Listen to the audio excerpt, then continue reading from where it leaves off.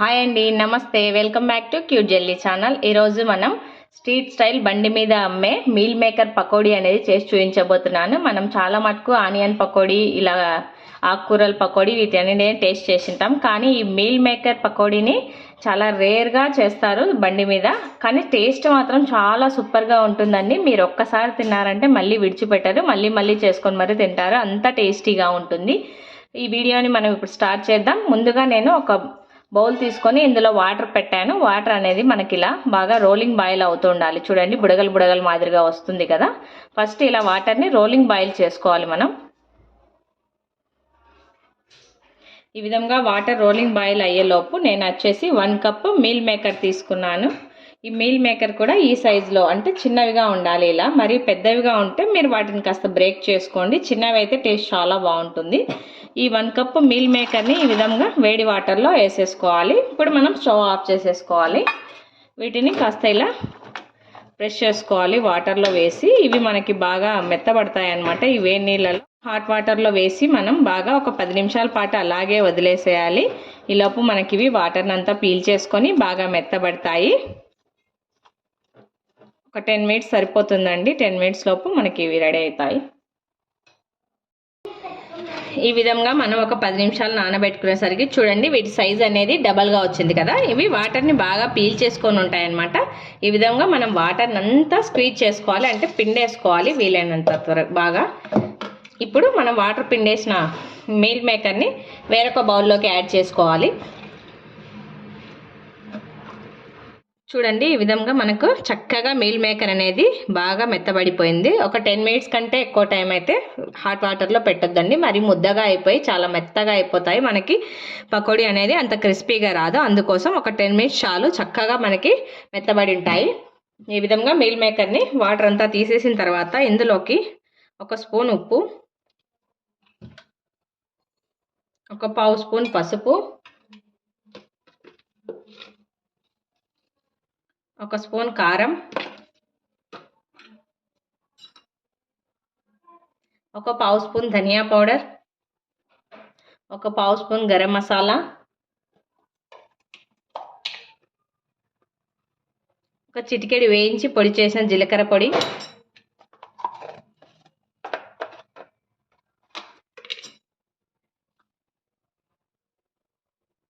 కొద్దిగా మిరియాల పౌడర్, వీటితో పాటు 1 స్పూన్ వచ్చేసి నిమ్మరసం యాడ్ చేస్తున్నాను నేను.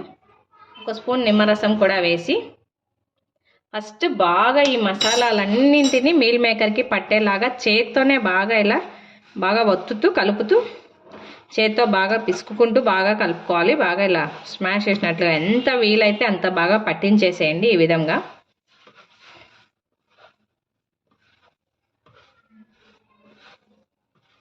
చూడండి, మనకి చక్కగా బాగా కోట్ అయిపోయాయి మసాలాలన్నిటి మీల్ మేకర్కి వచ్చేసి. ఈ విధంగా మసాలాలు పట్టించిన తర్వాత ఒక 5 మినిట్స్ ఇలాగే వదిలేయాలి. అప్పుడే ఈ మసాలాలన్నిటి చక్కగా పట్టుకుంటాయి మీల్ మేకర్కి. ఒక 5 మినిట్స్ తర్వాత ఇందులోకి 1 స్పూన్ అల్లం వెల్లుల్లి పేస్ట్, 2 స్పూన్స్ శనగపిండి యాడ్ చేస్తున్నాను నేను. శనగపిండి వేసిన తర్వాత 1 spoon rice flour, 1 spoon corn flour add చేయాలి. బట్ నా దగ్గర కార్న్ ఫ్లవర్ లేదు. కార్న్ ఫ్లవర్ లేకుండా ఏం పర్వాలేదు. 2 స్పూన్స్ రైస్ ఫ్లోర్ యాడ్ చేస్తే సరిపోతుంది. బియ్యం పిండి 2 స్పూన్లు, శనగపిండి 2 స్పూన్లు యాడ్ చేయాలి. ఇప్పుడు ఈ బియ్యం పిండి, శనగపిండి, అల్లం పేస్ట్ని కూడా మనం చక్కగా మీల్ మేకర్కి పట్టించేసేయాలి.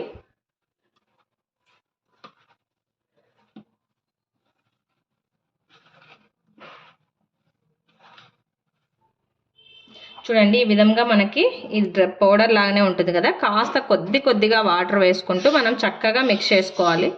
వాటర్ అనేది ఒకేసారి వేయకుండా కొద్దిగా వేసుకుంటూ బాగా మిక్స్ చేసుకోవాలి. ఈ మీల్ మేకర్ని నేను కలిపి పెట్టుకునే లోపు డీప్ ఫ్రైకి సరిపడా ఆయిల్ పెట్టేశాను. మనం ఇది మిక్స్ చేసుకునే లోపు ఆయిల్ కూడా మనకు చక్కగా హీట్ అయిపోతుంది.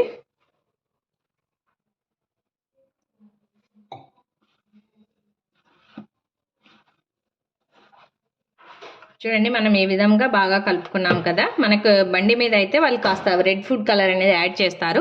మీ ఇష్టం, మీరు కావాలనుకుంటే రెడ్ ఫుడ్ కలర్ అనేది యాడ్ చేసుకోండి. లేదు అంటే మనం ఇంట్లోనే తింటాం కాబట్టి ఫుడ్ కలర్ ఏం అవసరం లేదు, ఇలాగే వేసేసుకోండి. ఇప్పుడు ఆయిల్ ఒకసారి చెక్ చేసుకుందాం హీట్ అయిందో లేదో. మనకు ఆయిల్ చక్కగా హీట్ అయిపోయింది. చూడండి, మనం ఈ విధంగా ముందుగా మిక్స్ చేసి పెట్టుకున్నాం కదా ఈ మీల్ మేకర్ మిశ్రమాన్ని ఆయిల్లోకి మీ ఇష్టం ఉంటలుగా అన్న డ్రాప్ చేసుకోండి, లేదా ఆయిల్లోకి ఉంటలుగా అన్న డ్రాప్ చేసుకోండి, లేదా మీ ఇష్టం ఇలా విడివిడిగా అన్న ఒక్కొక్క మీల్ మేకర్ అన్న యాడ్ చేసుకోండి. ఎలాగ యాడ్ చేసినా మీకైతే క్రిస్పీగా మంచి టేస్టీగా ఉంటాయి.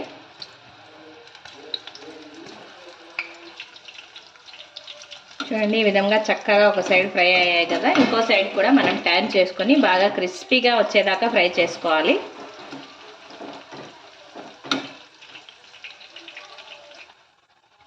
చూడండి, ఈ విధంగా మనకి ఆయిల్ అనేది నురగ తగ్గిపోయింది కదా. ఈ విధంగా ఆయిల్ నురగ తగ్గేసరికి మనకి బాగా క్రిస్పీగా చూడంగానే మనకు తెలిసిపోతుంది కదా. చూడండి, మనకు చూస్తేనే వీటి క్రిస్పీనెస్ అనేది తెలుస్తుంది. ఇలా అన్నామంటే ఆ సౌండ్ తెలుస్తుంది. మనకు క్రిస్పీగా ఉంటేనే ఈ విధమైన సౌండ్ వస్తుంది అనమాట. ఈ విధంగా క్రిస్పీగా వచ్చేదాకా బాగా చక్కగా ఫ్రై చేసుకోవాలి మనం. ఈ విధంగా చక్కగా ఫ్రై అయిపోయిన తర్వాత మనం ఆయిల్ నుంచి పక్కకు తీసేసుకోవాలి. ఇదే విధంగా మనం మిగతా వాటిని కూడా ఆయిల్లో డ్రాప్ చేసుకొని చక్కగా క్రిస్పీగా వచ్చేదాకా ఫ్రై చేసుకోవాలి. చాలా సింపుల్ ప్రాసెస్ అండి, ఎంతో టేస్టీగా ఉంటుంది. పిల్లల నుండి పెద్దవాళ్ళ దాకా ఎవరైనా సరే చాలా ఇష్టంగా తింటారు. చాలా సింపుల్ ప్రాసెస్, తప్పకుండా అందరూ ట్రై చేయండి. ఈ రెసిపీ కనుక మీకు నచ్చినట్లయితే లైక్ చేయండి, షేర్ చేయండి, తప్పకుండా అందరూ సబ్స్క్రైబ్ చేయండి. Thanks for watching.